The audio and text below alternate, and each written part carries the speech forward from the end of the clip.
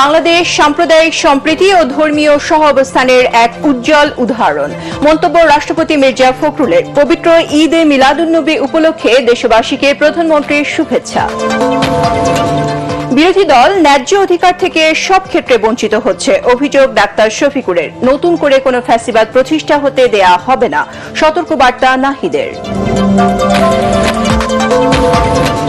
আন্তর্জাতিক নানা উদ্যোগেও 9 বছরে রোহিঙ্গা প্রত্যাবাসন সম্ভব হয়নি। ইইউ এর উদ্বেগ। আসছে জাতিসংঘ সাধারণ অধিবেশনে গুরুত্ব পাবে ইস্যুটি, জানালেন শামা ওবায়েদ। পররাষ্ট্রমন্ত্রী ও প্রতিমন্ত্রীর সাথে মার্কিন রাষ্ট্রদূতের বৈঠক। ব্রিটিশ নাগরিকত্ব ছেড়েছেন হুমায়ুন কবির। প্রত্যর্পণে ভারত আদালতে গেলে বিপদে পড়বে শেখ হাসিনা, মন্তব্য তথ্যমন্ত্রীর।